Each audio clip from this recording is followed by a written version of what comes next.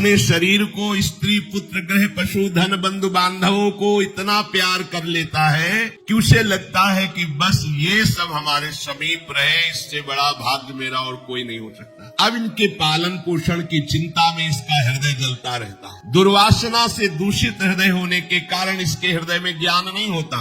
परिवार का पोषण करने के लिए पाप करने लगता है, मनमानी आचरण, जैसे धन आवे वैसे। ध्यान रखना, यदि आपने किसी निर्दोष को दंड विधान किया है किसी पदवी पे बैठ के, या किसी असहाय असमर्थ को अपने बल के द्वारा रौंद करके तुमने धन लिया है, या छल कपट हिंसा के द्वारा तुमने धन लिया है, तो किसी दूसरे की जरूरत नहीं तुम्हारा नाश करने के लिए, वो धन ही पर्याप्त है। जो धन तुमने लिया है तुम्हें किसी दूसरे दुश्मन की जरूरत नहीं, वो धन ही तुम्हारा सर्वनाश कर देगा। देख लेना, खुद अनुभव कर लेना। इसी जीवन में तुम्हें अनुभव होगा कि मैंने बहुत गलत किया है। मरते समय तक तुम्हें बोध हो जाएगा कि तुमने क्या किया है। अभी नशा है तुम्हारे दिमाग में बल का, बुद्धि का, तो देख लो कुमार्गामी प्रवृत्तियों के द्वारा धन कमा के, पर जब इसका परिणाम आएगा तो रोते नहीं बने, रोने लायक भी नहीं रहोगे, आंसू भी नहीं निकल पाएंगे, आह मचेगी हृदय में। वो अपनी परिवार के पोषण के लिए इतना जलने लगता है कि तरह तरह की पाप की कमाई करके परिवार को सुखी करना चाहता है। हे माता जी,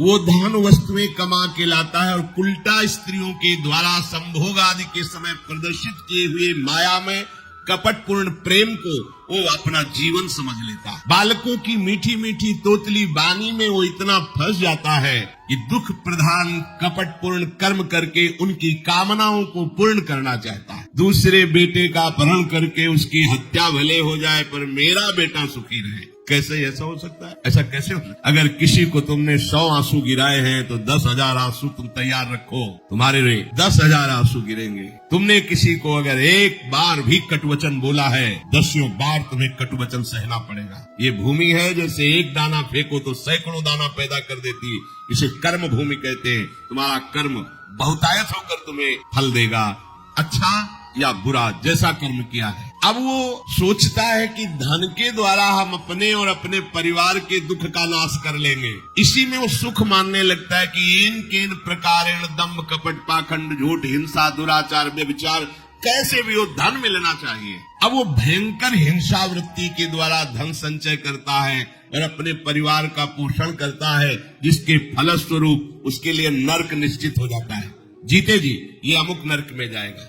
जैसे कानून है, आप हत्या करोगे तो अमुक केस लगेगा, उसका परिणाम आपको फांसी या आजीवन सजा, ऐसे पहले से निश्चित है। ये कर्म करोगे तो आपको ये नर्क मिलेगा, ये कर्म करोगे इतने कल्प तक। वहाँ वर्ष नहीं चलते, कल्प चलते। स्वयं तो उनके खाने पीने से बचे हुए जूठे अन्न को खाकर सुख पाना, बच्चे का जूठा, परिवार का अच्छा लगा, मेरा परिवार, और वैसे ही दूसरे परिवार का नाश करके हिंसा करके वो धन कमाता है। जब ऐसा कोई करता है तो बार बार प्रयत्न करने पर भी दुख हटता नहीं, दुख बढ़ता चला जाता है। लोभवश वो इतना अधीर हो जाता है कि उसे जीवन भार लगने लगा। अब क्या करूं, कैसे करूं? क्योंकि अधर्म के द्वारा कमाया हुआ धन कभी शांति प्रदान नहीं करता, सदैव दुख बढ़ाता रहता, विपत्तियां बढ़ाता रहता है। मंद भाग्य मंद बुद्धि वाला पूरा जीवन व्यतीत हो गया अधर्म करते हुए, अब आया बुढ़ापा, चिंता छा रही है, लंबी लंबी सांसें ले रहा है, कोई उससे बात नहीं कर रहा है। जिनका पालन पोषण किया है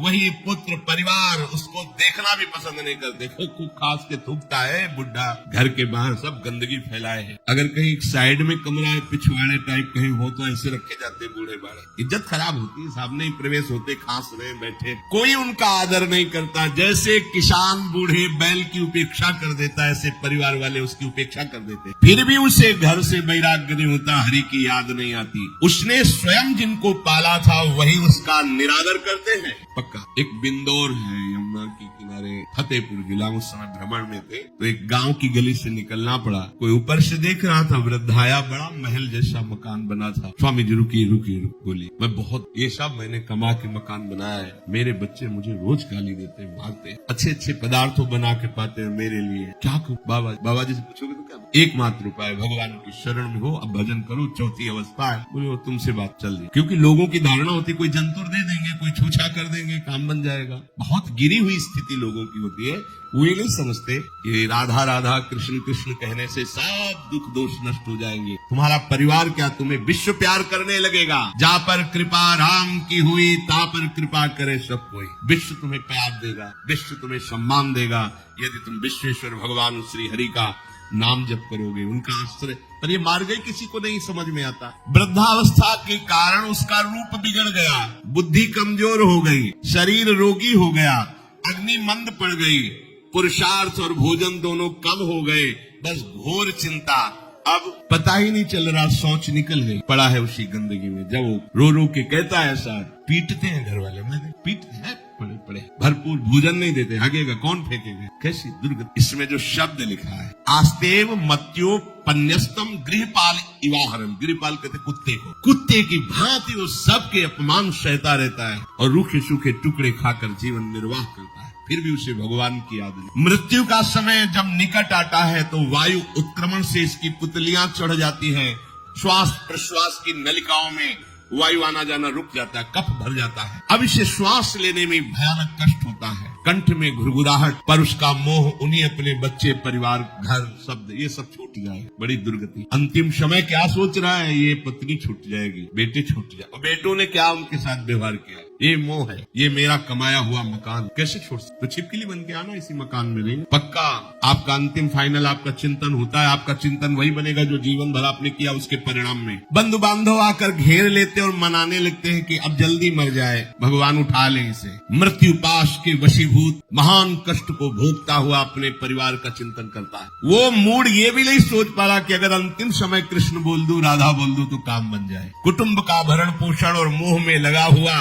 यमराज के दूत आते, मार मार के उसके प्राणों को खींचते। वो तो मार वही जानता है जिस पे पड़ती है, और सोचता कौन है, विवेक है नहीं, इसलिए सोच काम नहीं करती। भयंकर रोष युक्त नेत्र वाले जिनके देखने से पेशाब छूट जाए, तभी तो आप देखो मरने वाले का शौच और लघुशंका सब छूट जाती है, देखने मात्र से, इतने वो भयानक है। वो देखकर भय के कारण मलमूत्र त्याग कर देता है। सा दृष्ट्वा त्रस्त हृदयः सृकन मूत्रम विमुञ्चति। इतना भयावह स्वरूप होता है उनकी घुड़क, और उनके मार की टट्टी पेशाब सब छोड़ देता है। यमदूत उसे भयंकर यातना देती हुई प्राण खींचते हैं। अब ये तो वही जानता है जिसके खींचते हैं। बाहर वाले सब घेरे बैठे हैं, कोई एक बार भी नाम नहीं बोला। अगर एक बार बोल देता राधा तो भाग जाते यमदूत और वो बच जाता। पर ये सौभाग्य तो जिसने जीवन में धर्म किया है, कहीं न कहीं भगवद आश्रय लिया, उसको ये मिलता है। जैसे कोई घोर अपराधी को सिपाही बांध कर ले जाते हैं, उसी प्रकार रस्सी में बांधकर बलात् उसको यमलोक की लंबी यात्रा करा के, रास्ते में पिटाई, घुड़कियां, उसे प्यास लगती, पानी नहीं दिया जाता, तपती हुई भूमि पर चलाया जाता है। कुत्ते नोचते हैं, व्याकुल हो उठता है, भूख प्यास उसे बेचैन कर दी। पर यहाँ किसी की भूख नहीं मिटाई तो तुम्हें रास्ते में भोजन नहीं मिलेगा। यहाँ कभी किसी को पानी नहीं पिलाया तो एक बूंद पानी नहीं मिलेगा तुम्हें। ये कर्म भूमि है। दावानल जैसी दहकती हुई भूमि पर उसे चलाया जाता है। तप्त बालुका में मार्ग में जब एक पग भी आगे बढ़ने की सामर्थ्य नहीं होती, मूर्छा जाती है, मार मार के उसे चेतना में लाते हैं यमदूत, फिर घसीटते हैं। महान दुख में अंधेरे मार्ग से अत्यंत क्रूर यमदूत उसे यमपुरी को ले जाते हैं। कितना मार्ग? 99,000 योजन मृत्यु लोक से। ये ऐसे नहीं कि कोई गप लिखी हुई है, नहीं नहीं। अब जैसे तिहाड़ जेल है, अब जानते नहीं तो क्या जानोगे, कहाँ तिहाड़ जेल, जाओ देखो जाके। आजीवन कारावास, कैसे बड़े कठोर कठोर, जैसा अपराधी वैसा दंड विधान। यहाँ थोड़ी दया है क्योंकि हृदय है, वहाँ हृदय नहीं, वहाँ हृदयहीन शासक तुम्हारे पीछे लगाए जाएंगे। हृदय ही नहीं है, बस एक एक कर्म का हिसाब। जो हमने पढ़ा था पहली बार तो होश उड़ गए थे। जो यहाँ दूसरे का मांस खाते ना, कोलू में पेरे जाते, कोलू जैसे गन्ना नहीं पेरा जाता, लगा दिया कोलू में पेरे। मरना है नहीं, सोचो कितना कष्ट। फिर इसके बाद शमशी से मांस नोच कर उसे खवाया जाता। होश में हो जाओ। 99,000 योजन का मृत्यु लोक से यमलोक का मार्ग है, लिखा हो 99,000 योजना नाम सहस्त्राणी नवतिम नवचाध्वनः त्रिभिर मुहूर्तैर द्वाभ्याम वा नीतः प्राप्नोति यातनः। एक योजन का मतलब 4 कोस, 99,000 योजन। इतने लंबे मार्ग को 2 या 3 मुहूर्त में तय करना, दौड़ा के 2 या 3 मुहूर्त, बहुत कम समय। फिर वहाँ पहले से तय, इसको इस नर्क में डालो, इसको इस नर्क में। वहाँ इतना समय, थोड़ी भीड़ लगी है। जैसे अपने एक फोड़ा हुआ तो अपने इतने कष्ट समझते हैं, अस्पताल जाओ देखो चीख लगी, किसी पैर टूटा, किसी कुछ, ऐसे वहाँ सब हिसाब हो रहा है। उसको धड़कती हुई लकड़ियों में जलाया जाता है, कई दूसरों के द्वारा काट काट कर उसको उसका ही मांस खिलाया जाता है। यमपुरी के कुत्ते कुत्तों के भयानक दांत होते हैं, जिंदा, अब मरना है नहीं वहाँ, भयानक गिद्धों के द्वारा आते खींची जाती है। यहाँ सांप बिच्छू डांस जिसको मारा है वहाँ भयंकर रूप रखकर उसका खून पीते हैं।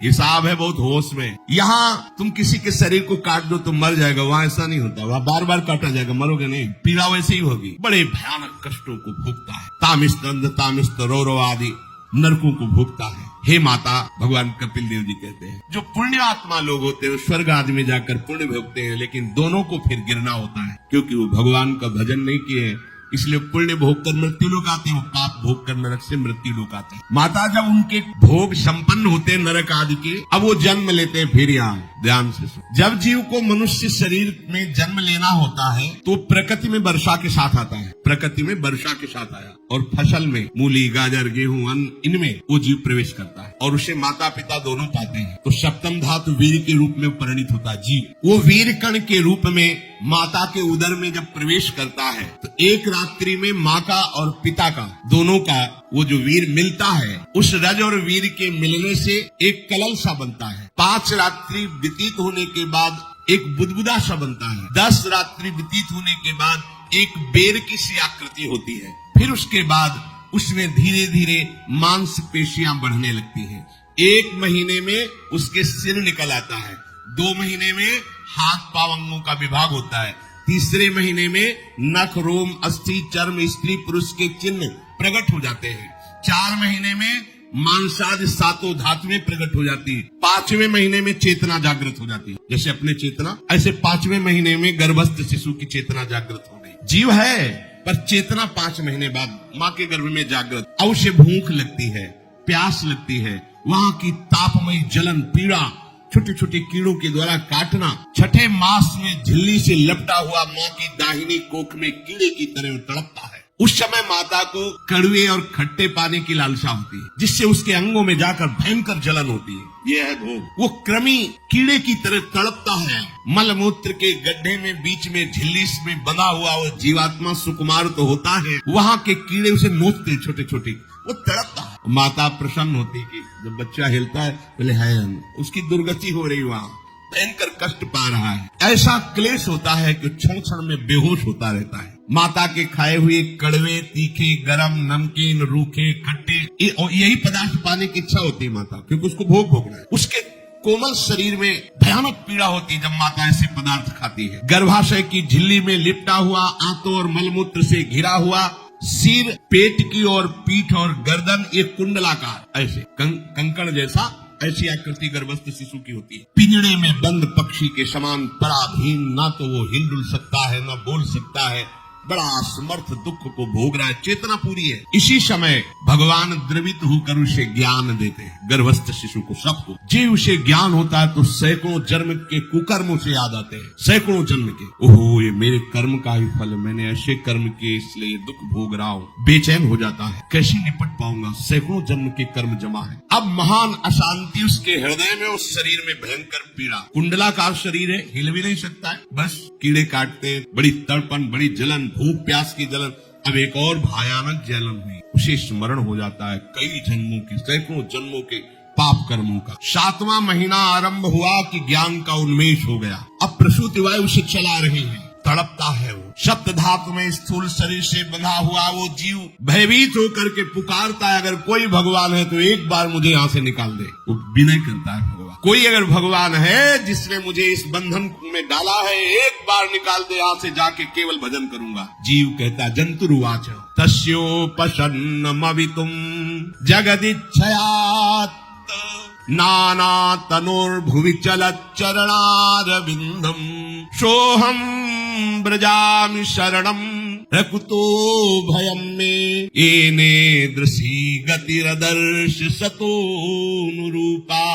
हे प्रभु, मैं बड़ा अधम हूँ। ये ज्ञान भगवान की तरफ से गर्भस्थ शिशु को होता। देखो, स्वयं वो इतना कष्ट पा रहा है, फिर जब आप गर्भ हत्या करते हैं तो आपका पाप कितना बड़ा होगा सोचो। सब माताओं से विनय है, संयम से रहो, सावधान रहो। ये हत्या ऐसी नहीं कि तुम्हारे दान पुण्य से क्षमा हो जाएगी। ये जो भ्रूण हत्या है, गर्भ हत्या है, बहुत बड़ा पाप है। आप लोग अज्ञान के कारण इसको ध्यान नहीं देते, इसे खिलवाड़ समझते हो। कितना ज्ञान है। बेटी ही माँ है, बेटी ही बहन है, बेटी ही पत्नी बनती, बेटी ही किसी के जीवन को धारण करने वाली बनती है। और आपने गर्भ में देख लिया बेटी है, तुम स्वयं माँ होकर उसका साथ दे रहे हो, उसका नष्ट करने के लिए। तुम्हें तो बात ही समझ में नहीं आती, क्या बुद्धि भ्रष्ट हो गई। अगर पुरुष का इतना महत्व है तो बेटियां ना हो तो तुम्हारी कौन सी गति होगी, सोचो जरा। जीना मुश्किल हो जाएगा तुम्हारा। तुम पुरुष किस काम के रह जाओगे। तुम्हारा अर्धांग काट दिया जाए तो तुम कैसे होगे। ये स्त्री स्वरूप अर्धांग है। जिस घर में एक माँ बहन नहीं है, स्त्री स्वरूप नहीं, श्मशान जैसा वो होता है। ध्यान दीजिए, ये बहुत बड़ी गलती है जो अपनी बेटियों की हत्या करते हैं। ये वो पाप है जो अक्षम्य अपराध है। स्त्री हत्या करना शास्त्रों में बहुत बड़ा पाप कहा गया है। फिर वो तो बच्चा है, बिल्कुल नहीं। जिनसे हो गया है, श्रीमद् भागवत का सप्ताह मूल संस्कृत से सुनो और भगवान से प्रायश्चित प्रार्थना करो कि हे नाथ, भूल से गलती हो गई, दूसरा कोई उपाय नहीं। ध्यान से समझ लीजिए, तुम्हारे भ्रूण हत्या गर्भ हत्या के पाप को नष्ट करने में एकमात्र श्रीमद् भागवत समर्थ है, दूसरा कोई नहीं। कोई दान पुण्य तीर्थ स्नान तुम्हें क्षमा नहीं कर पाएगा।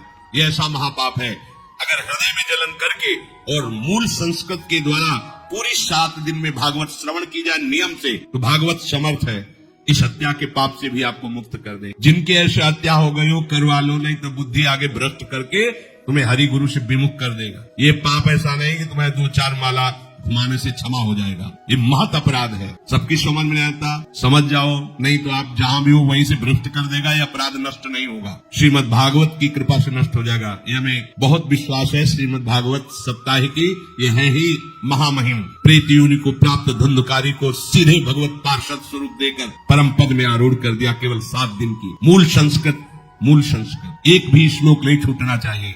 अगर सप्ताहिकी का पारायण हो तो इस भ्रूण हत्या गर्भ हत्या से भी निवृत्ति मिल जाए।